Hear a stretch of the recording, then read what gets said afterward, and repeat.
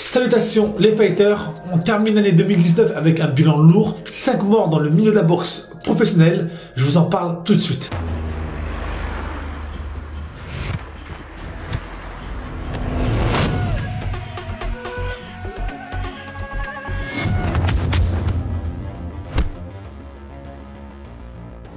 Avant de faire le tour de ces 5 boxeurs qui ont malheureusement perdu leur vie, paix à leur âme, il faut que vous sachiez qu'il ne faut surtout pas stigmatiser la boxe en se disant voilà c'est violent, c'est pas pour moi.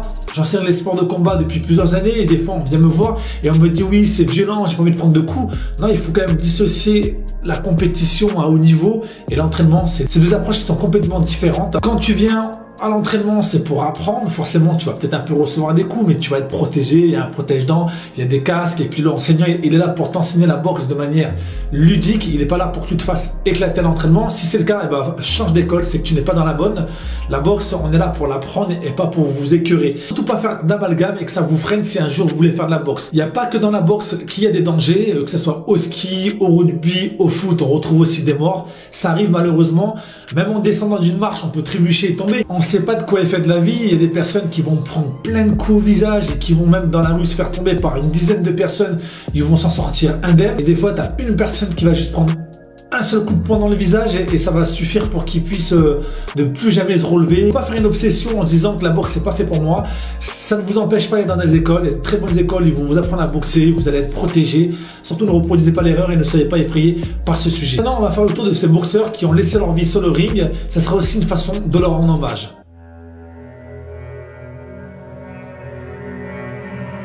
On commence avec le boxeur Maxime Dadech qui avait 28 ans et qui est décédé le 23 juillet 2019. J'ai d'ailleurs fait un sujet sur lui, je vous mettrai la vidéo en description. Le jour du combat, l'arbitre et le staff ont vu qu'il n'allait pas très bien. Il a tout de suite été transporté à l'hôpital. Il s'est fait opérer pour soulager la pression qui était exercée sur son cerveau suite à cette hémorragie. Et malheureusement, il nous a quittés 4 jours après le combat. 2 jours après seulement, c'est le tour du boxeur Hugo Satillan, âgé de 23 ans, qui décédera le 25 juillet 2019. Son adversaire était Eduardo Abreu et le Sud-Américain nous a quittés quelques jours après son opération.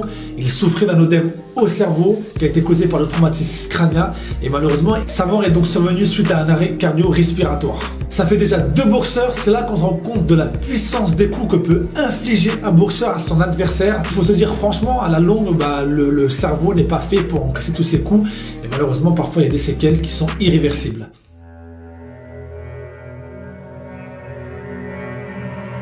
Deux mois après, la liste s'agrandit avec une 3e victime, Patrick Day. Lors du 10e round face à son adversaire Charles Conwen, le boxeur Patrick Day prend un KO, il est touché au cerveau et il sera placé dans un coma artificiel. Lorsqu'il est tombé, sa tête a heurté lourdement le sol. Il décédera à l'âge de 27 ans le 16 octobre 2019. Et vous remarquerez que la plupart des boxeurs que je vous ai donnés depuis le début, voilà, c'est autour de la vingtaine, ils partent très jeunes. C'est vrai que c'est triste parce qu'on se dit ils ont la vie encore devant eux. 3 semaines et demie après la mort du boxeur Patrick Day, cette fois-ci ça se passe pas en compétition ni lors d'un gala, ça se passe à l'entraînement.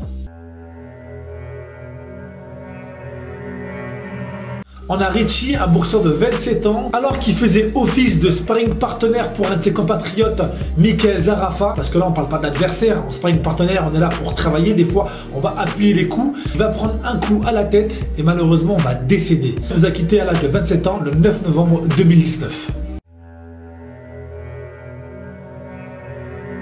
Alors là, tenez-vous prêts, c'est une histoire assez spéciale, ça se passe en Bulgarie. La mort d'un boxeur professionnel de 21 ans combattant dans la catégorie poids plume avait été annoncée par la fédération bulgare. Il s'agit de Vilichkov. Tout le monde y a cru et retournement de situation. Le vrai Isus Vilichkov fait une annonce sur son Facebook en disant qu'il est bien en vie et que c'est son cousin qui a fait le combat à sa place. Isus Vilichkov a annoncé ensuite à la télé que son cousin Boris se servait de sa carte professionnel pour acquérir de l'expérience. Il aurait fait 8 combats et qu'il avait comme projet ensuite de se lancer avec son vrai nom. Donc voilà, il avait fait tout ça pour acquérir de l'expérience, mais voilà où ça a mené.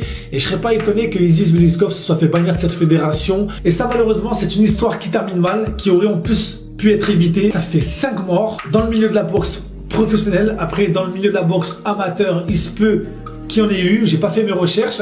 Toutes ces voix ont fait du bruit sur les réseaux sociaux parce que c'est des boxeurs professionnels et qu'ils ont une certaine notoriété.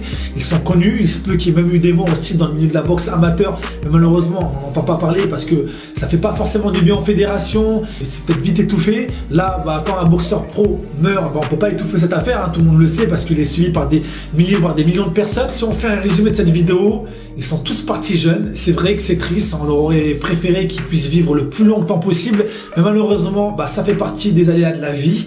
On ne sait pas quand on partira. Maintenant, ce qu'on peut dire, c'est qu'ils ont vécu leur passion jusqu'au bout. Vivez chaque moment de votre vie avec vos proches comme si c'était le dernier. Et puis, profitez un maximum de la vie parce qu'on ne sait pas de quoi il fait demain. N'hésitez pas à me dire ce que vous avez pensé de cette vidéo. Et les fighters, pour l'année 2020, sachez que je vous prépare du lourd. Je vous promets qu'on va essayer de faire plus de vidéos.